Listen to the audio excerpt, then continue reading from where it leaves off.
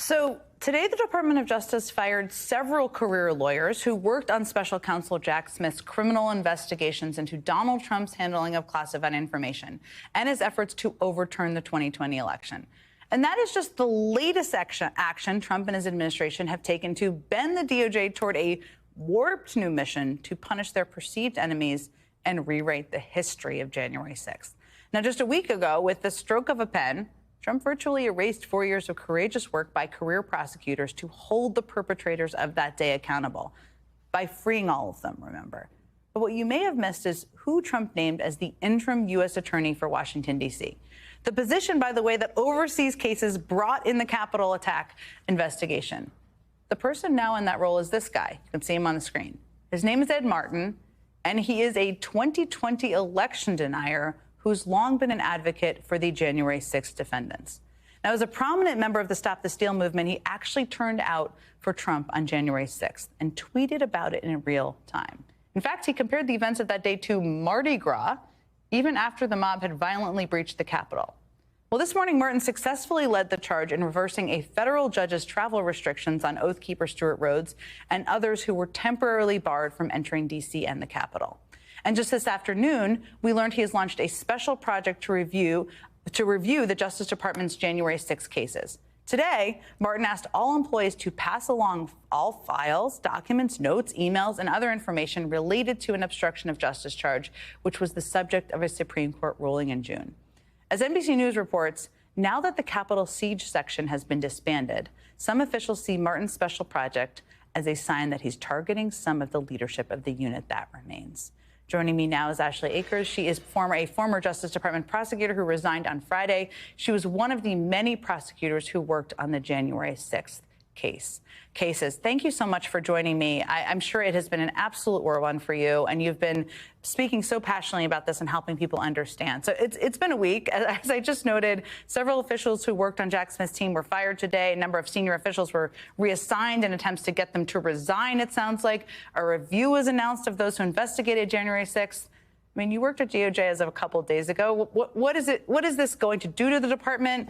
And how are your former colleagues who are still in the building doing right now?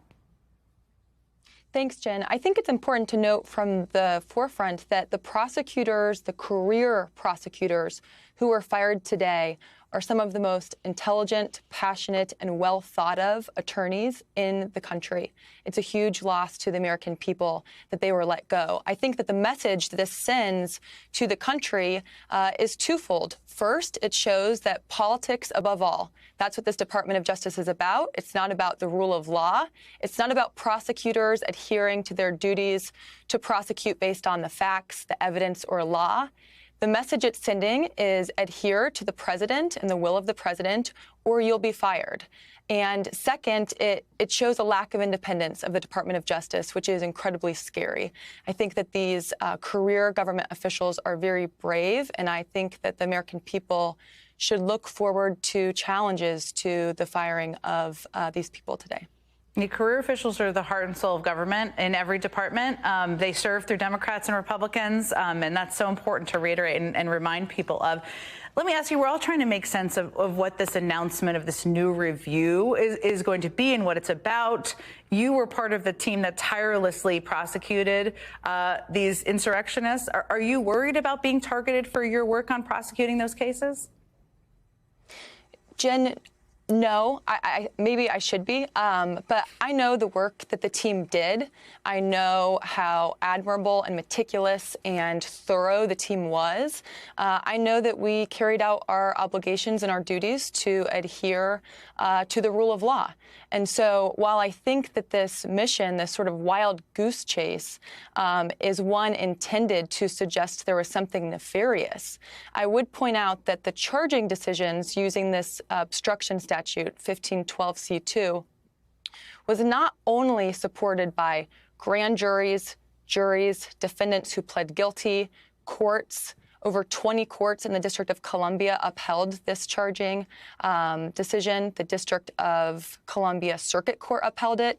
And it was only the Supreme Court of the United States that finally narrowed the application of this statute. And I would just note that they said nothing about the impropriety of using this statute to charge defendants. And so while the new U.S. attorney is seemingly going on a wild goose chase to suggest that the prosecutors did something wrong here, we know we didn't, and we know that we did our job. But you guys are all going to be asked for files and documents and emails, and you just have to figure out how to deal with that, right? Correct. Like I said, it seems like somewhat of a wild goose chase. There are, I'm sure, tens of thousands of files and documents and emails. A different news station reported that the preliminary report was due on Friday.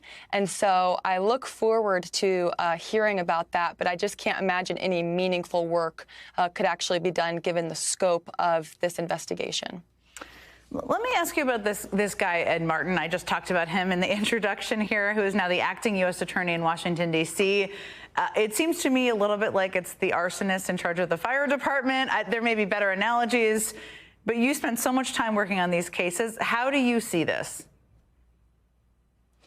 I think it's from a person who worked so hard and so long in the office. I think it's insulting to have a new person come in and not only undermine all the work that we've done, but speak out directly against it. And again, suggest that the prosecutors that he's now responsible for governing, I suppose, acted nefariously or outside of their duties. I think it's harmful to the institution of the department, and it's unfounded.